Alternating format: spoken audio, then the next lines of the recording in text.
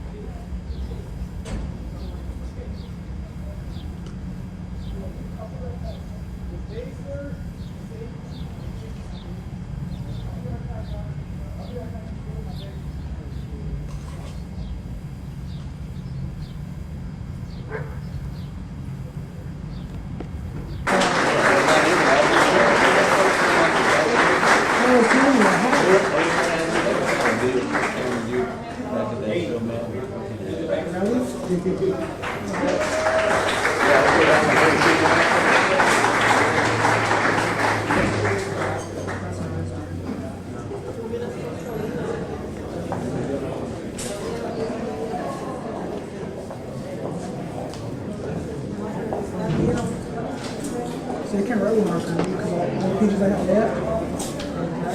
See right.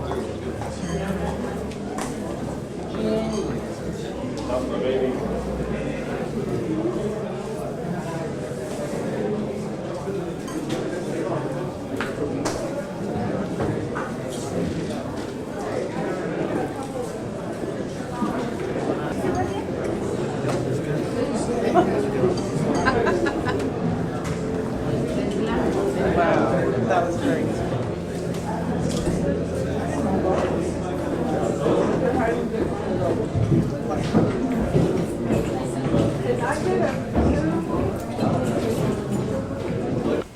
Putting this together.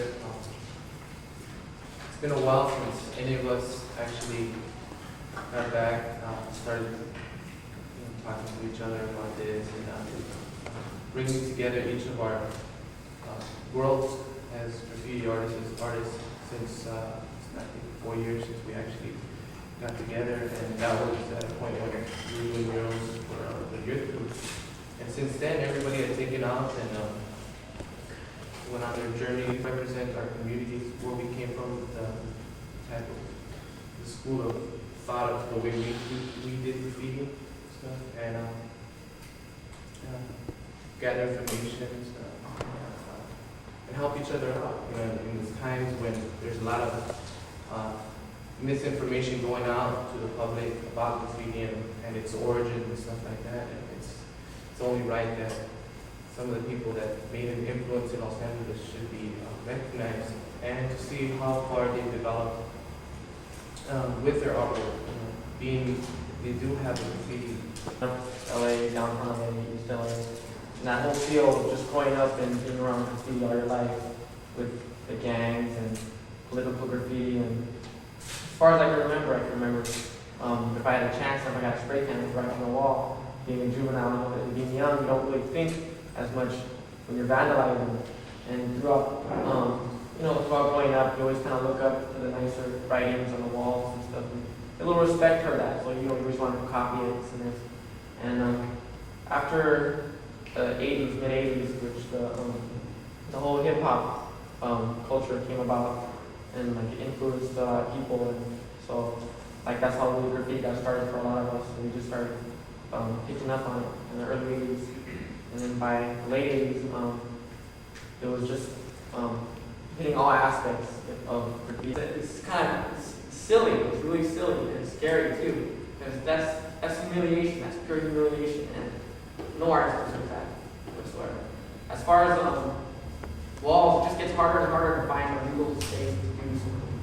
So that whole feeling of just taking a wall, doing it, that's With walls and stuff, but we can also run our own thing, connect with each other, keep that knowledge going, where we can do things like this and hopefully inspire each other. I mean, they don't have to go to anybody else. They can come to us now that we have the knowledge to do some of these things. Art history. well, second question. As far as art history is concerned, I think that it's already been an issue. There's been people ahead of us who have already laid down the foundation. Basically, New York, it's really LA that hasn't really had its foundation yet. Go back and I can think of like Michael Basketball,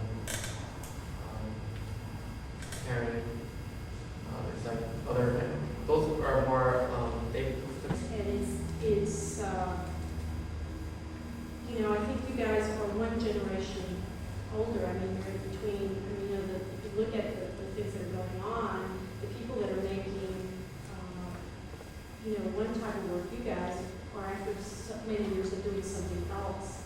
So there comes a younger generation. It's a constant activity. But what's interesting about graffiti and tagging and all that in Los Angeles is that you've got masses amount, primarily of young men, who are telling us something, and we haven't been able to deal with it yet. And we haven't even dealt with it in the Chicano community very well either. I mean, it's still an issue for a lot of people. That we don't deal well with gangs, we don't deal well with, it's sort of not, us as a community of people haven't been able to accept that there's young men in this community who are frustrated over situations that we, as a group of people, are causing. And so I think that, you know what I'm saying? It's like, And that they're intelligent and Communication. It's trying to communicate to us the frustration that these youth are feeling. One of the things that I find interesting is that we lived downtown for a while and then we moved to the west side, and we lived in several areas, and what was amazing to us was the resources, recreational resources on the west side versus on the other areas where we have lived. I mean, in a 5-mile area or about 10-mile area, there were 5 swimming pools. 1 mile. 1 mile. Crazy. Yeah, and you go to these other areas, there's nothing for them to do. And so much of this money is being spent on what we call the big stick approach. Instead of, taking the nasty brief and just say no approach. And it doesn't work. And any psychologist will tell you that if you want to work with youth, with young people, you saying no is not enough. It's giving them an alternative. And I think that if even just 25% of all these billions of money that's being spent on combating graffiti and making hardened criminals out of restless youth, if we could just spend some of that money to provide recreational resources. For us, when we visit the Belmont Tunnel a lot for a lot of different reasons, but just before the riots, we knew something was going to happen because you could tell it was the riots. There was a frenzy about the riots. It was, if you would take time to just look at it, it was trying to communicate to you the frustration that these youth were feeling. I think that so much time and money is spent on the big stick approach, and we're blinded for what reason, I don't know, in saying that we don't understand. Well, they're saying that we're frustrated, we have nothing to do, help us, and we turn our backs on them, and it's not going to go away. See this type of work, more elaborate creative stuff as opposed to just little scribbles. And now how it is, like I can say in 88 there was 6, 7 places to go. Now in 94 there's maybe 2 places to go. And that is like the balance. There's less places for the bigger, elaborate, more creative stuff. There's less here, but there's more tag. If there was more places for the creative stuff, it's what it is. I mean, that's how the balance would work. And that, I was going to say that when he was talking about how back then there was more yards than there are now. Well, even he himself said that at that time, because there was so much of the creative aspect going on during a certain time. I can say, before that special came out, yes, there were taggers, there were writers that looked a little more gangsterish, and that was because of where they lived. But after that program came out, everywhere there was tag banners. Like, tag banners did not exist before that program came out. It's like they created this whole scare, and it's just like a self-fulfilling prophecy kind of thing. Whereas now it's like that's the only thing there is. what do you think the media, how do you see the media, talk about stuff? Well, it's like all it is concentrated, basically what gets viewers, the ratings. So they talk about the violence, they talk about the whole controversial aspect about it, and there's no politicians that go to the Belmont Tunnel where there's usually good pieces, and as opposed to taking a picture next to a good piece, they'll walk over to the side where all the tags are and take a picture there and say, this is what we want to erase, and just totally ignore the creative aspect of it. When they take it to the extremes, like this one recent in Orange County supervisor, how they wrote on his door, I think it's spanking and stuff. And they'll take it to the extremes of like hyping that up, and when actuality, we know by looking at the style of the lettering and how it was done, that it wasn't done by a writer. That it's just a full on, because you can notice in like a writer artist takes his time to make sure if he's gonna do it, he's gonna have a good tip and he's gonna have nice, good paint. His paint was all like messed up, drippy, and in letters that looks like it wasn't even done by a writer, and that's what, trips me out the most is that they'll take the time, whoever it was, take the time to write it on there and just to have the people say, well, look at these tags, look what they did, and, even that guy goes, guy's door page, he goes, well, I've been through 2 wars, and Greek. I ain't Roman and I ain't Greek. Nobody knows Roman or Greek. And You're called Latino. yeah, and that's a whole other story about how Latino came out, where it came from. But Mocha speaks to a different kind of culture, and that's cool, But our type of art form is like an urban traditional folk art. It's a craft that's passed down and reinterpreted by younger generations, just like other cultures, like African or Mexicano or Asian cultures. It's never been about the singular artist in his room devising ideologies and theories about the state of mankind in the world. It's more of a communal thing where friends get together and we paint and we help each other out. And that's alien when I go to Mocha. I don't see that. I see individualists. I see the American dream type of artist. The person on his own, the person with the vision that nobody else has, that has been given to him from God, And that's the difference. And in our type of art form, it's like fleeting, it doesn't last. And in that kind of setting, it's kind of alien, But we went in there, because we have to educate people about the art form that we do and however we feel about what Mocha is. Some of us agree with that, with what I just said, some of us don't. But we went in there, because we had a big debate about whether we should even be in the show, because they followed us around the museum, with security guards. I know they don't do that to other artists, And we weren't actually acknowledged in any of their catalogs, and we were more or less window dressers. We were treated as window dressers for the architecture and the big architectural theories and all that stuff. And with respect to all the other art that's in that show, we should be given our just dues also, And why haven't we? I don't know. That's a bunch of unrelated, stuff you don't want to get into. But yeah, there's a little bit of racism in that, whether they intend to or whether they don't, or whether they're aware of it or not, there is some racism involved in that, Their working with us was predicated on fears brought about by what? The media, their personal experiences in their lives. Maybe their car was broken into and they think every graffiti writer is a car breaking, whatever. I don't know, but we're individuals, and they saw us as graffiti artists, the things that we associate with graffiti are crime and drugs and gangs and da-da-da-da-da. And so that's how we were treated. We had security guards follow us around all the time. But we put up with that because we feel that our art form deserves better than how it's been treated.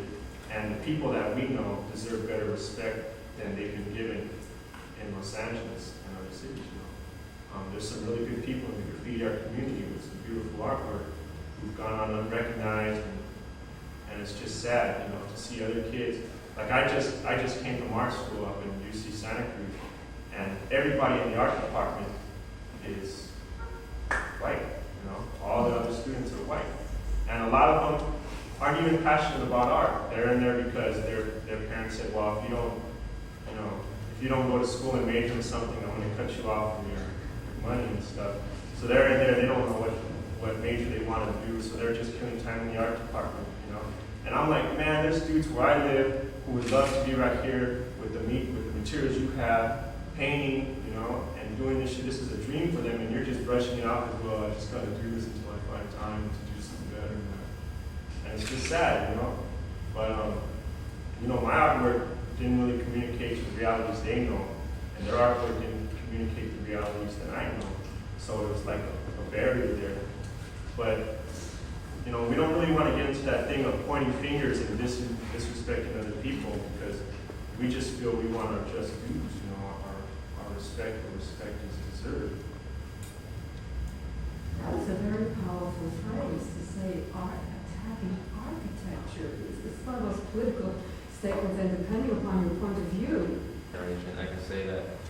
I think that's one very basic, fundamental difference of, you know, quote unquote, your generation and ours, where you guys have a much more optimistic outlook of the world, and, you know, quote unquote, we don't.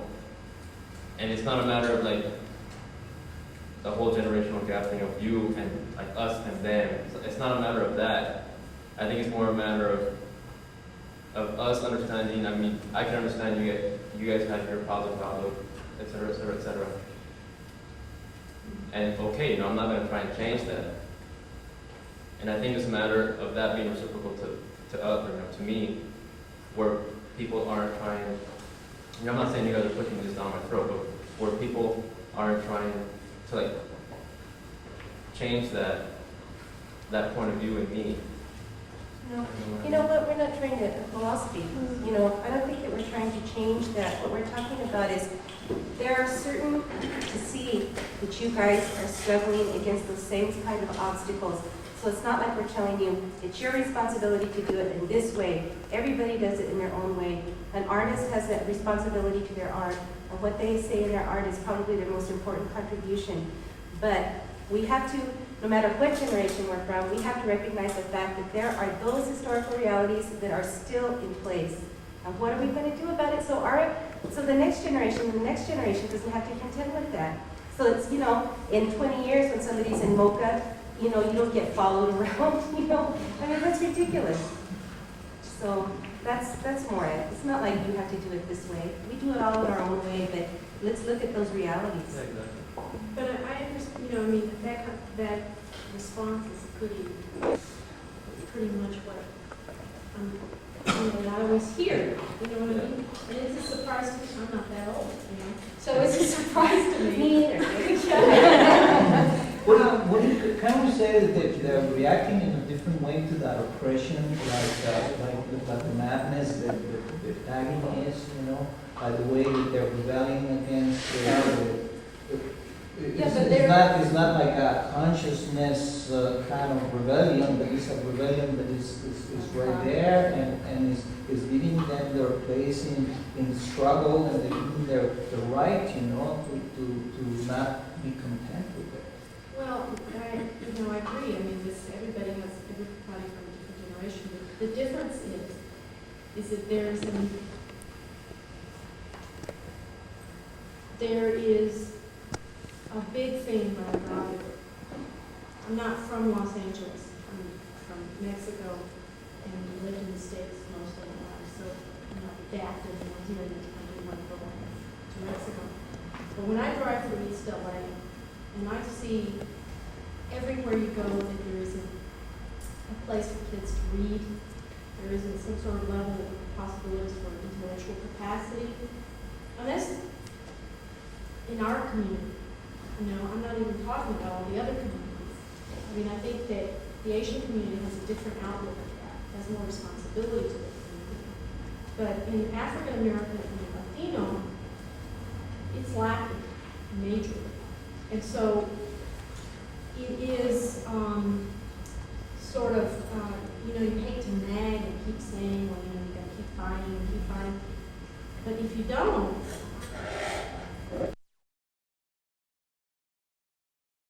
that's exactly what they're doing. By what they're doing, they're reinforcing who they are, what they want changed, and what needs to be done. And I don't think anybody is like, you know, disputing that. When I didn't say that. Yeah, well, I'm just Yeah. saying that, because that's what I understood. But when I see I guess it's more the attitude of like, it's there, it's always going to be there, and we have to go around it. I think that's great that you go, you know, you do it any way that you can. But it's there, but it doesn't always have to be there. And if you call that optimism, I don't know, I don't necessarily consider myself an optimism, but unfortunately I've had to deal with institutional racism at different levels. You know, and it's really disheartening. Is it wrong or something? I don't know. See, But it's like, it's not like, it's not like there's a wall there, and we, or, you know, I'll speak for myself. It's not that there's a wall there, and I come here and I stop and I go around it, and leave the wall there. No, you overcome the wall. Exactly, but like whether I get to the wall and say, oh, this is racism, I'm gonna do this, I'm gonna do that, and I'm gonna fight you, blah blah blah blah, and have a confrontation. It's like you go around the wall, and once you get, because I think the major aspect of this is economics. Once you get the money in your pocket, then from behind the wall, you can tap on the shoulder and say this, and that, and fix it that way. So that something like that is not going to be, not even for my generation, not even for the next generation, 2 or 3, 4 generations down the line. Then maybe by then I'll be successful enough, and it'll just be me. But I'm sure there's other people that think that way, where it'll eventually form, you know, like a group kind of thing. But I mean, I didn't mean to say that the wall's there and then it's going to be there, you know, from here on out, because I'm not, you know, going to do anything about it like a nihilist mentality. That's not it at all. Well, I mean, one of the things to that, like, I remember back, you know, Donald was another word at that time, he said, we got to learn the game in order to deal with it, you know, and we got to play their game. To me, that was our mistake, because learning their game is falling into their game, you know, and I think you have to devise your own game. It has nothing to do with it, and I remember that hearing it all over the place, you know, and the more we tried to play, then we got into the whole thing of, I remember, community centers, we got all caught up on the board structure, you know, and how the board had to be. It had to be like a corporate board, and it had to have bylaws, and it had to have all these other things. And we spent hours and hours on those things. And when you look back at what it accomplished nothing, because they got us bogged down on all their lingo and all their details and all that stuff, which had nothing to do with our lifestyle, which went back thousands of years ago, which superseded all that. But by getting caught up in that game, we brought ourselves down. This is what I'm saying now, with what you guys are doing, you're not caught up in their game. You're just doing what you feel has to be done. It has nothing to do with, it can have something to do with politics, but it doesn't have to have something to do with politics in order to, you know, because not everybody is involved in politics, you know. And I was very fortunate that every piece of art had to, as far as Chicano is concerned, or people coming up from color or whatever, that we have to make political statements in our work, but we don't. You know, sometimes I just want to draw a flower. That's not a political statement, man. You know, and I think it's beautiful. I go to different galleries or I see different artwork or whatever, and sometimes it's, wow, what an incredible way that person captured that flower, or the way the water looks, or the sky, or everything. It has nothing to do with politics. But yet I know that person is a good person, or can be a good person, and contribute through their art, or just the way they relate to people in a very humanitarian way that has nothing to do with politics.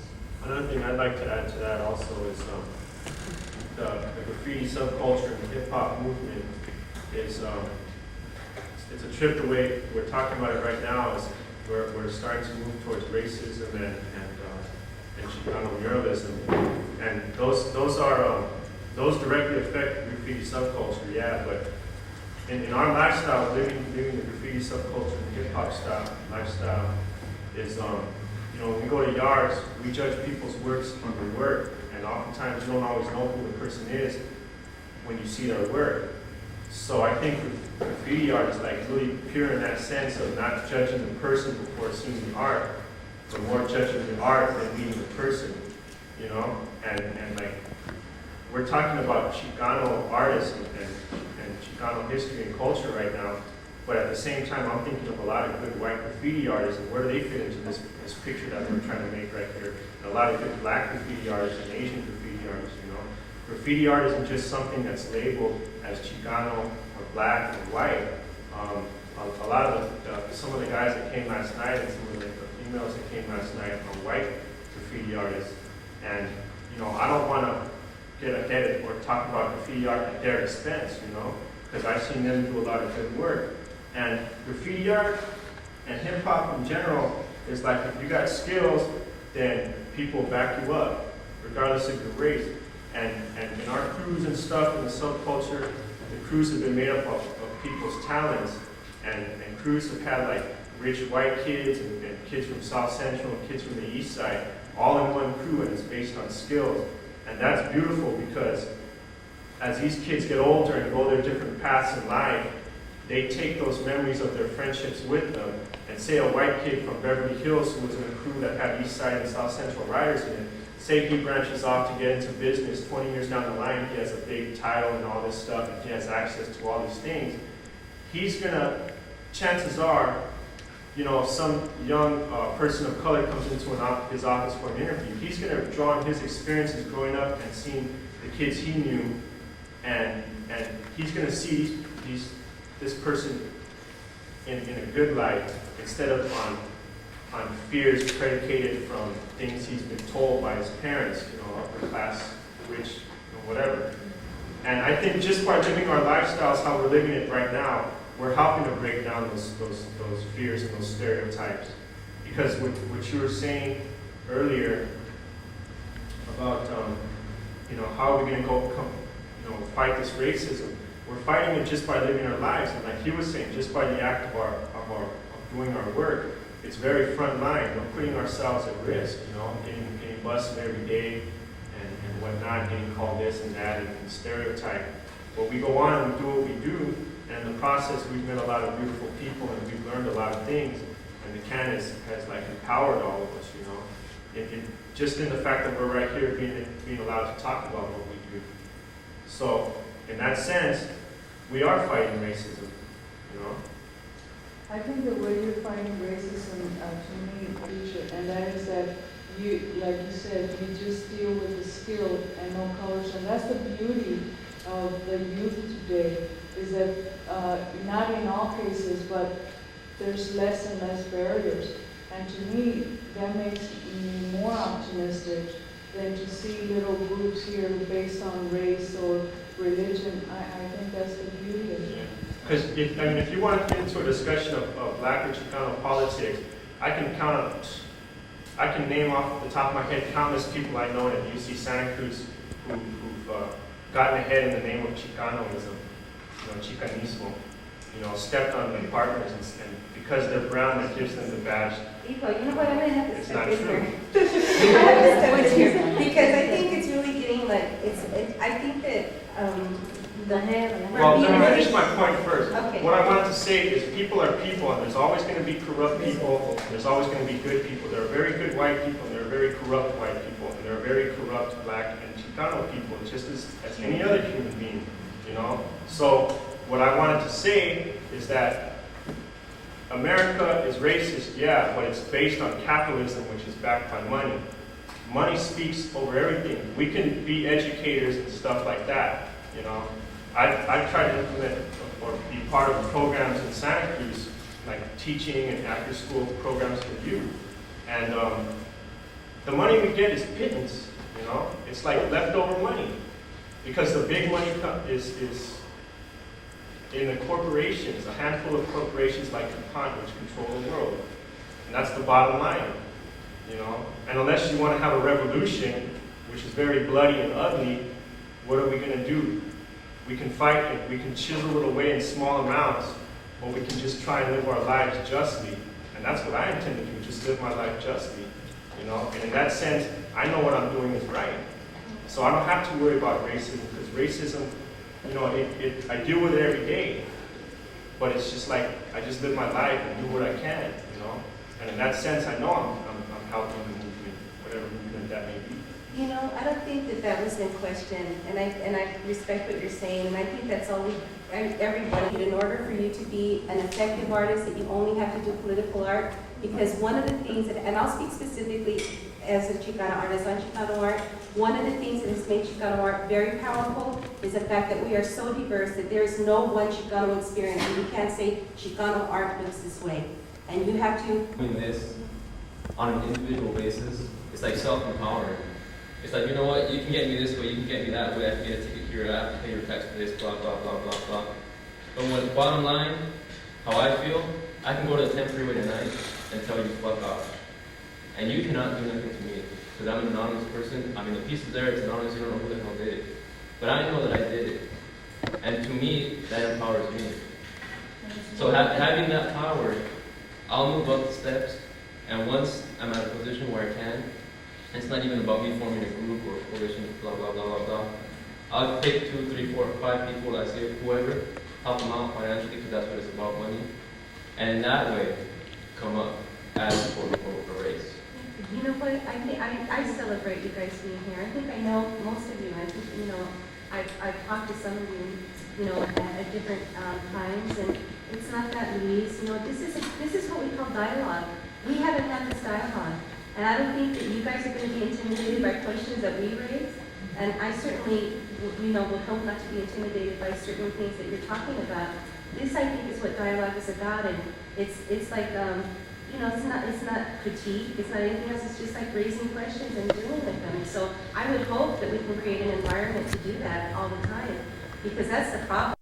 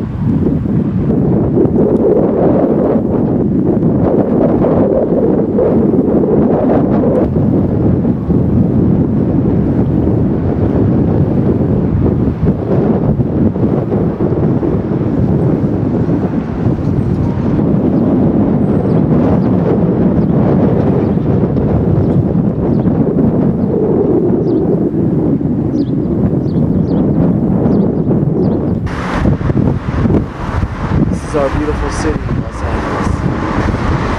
Once again, this is our beautiful city, Los Angeles.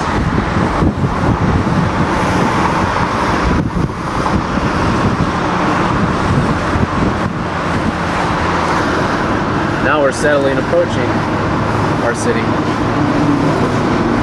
Traveling from Compton into downtown.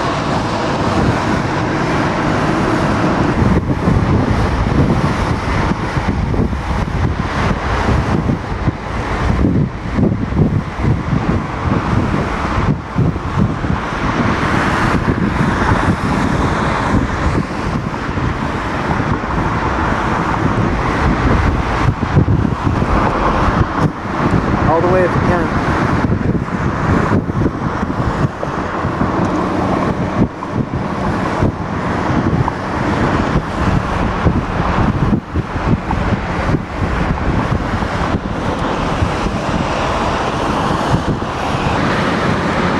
Can you see? Yeah.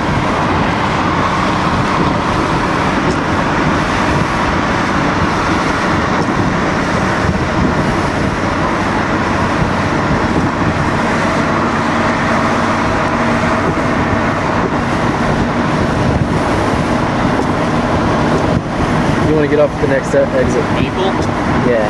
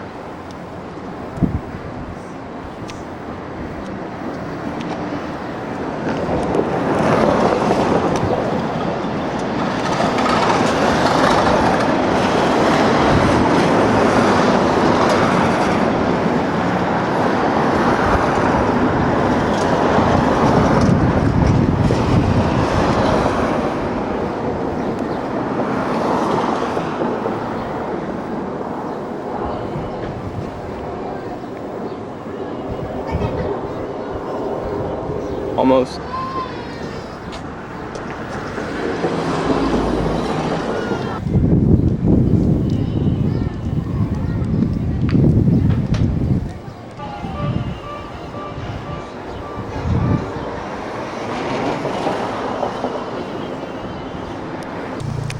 Go kind of fast. A little bit faster. Slower.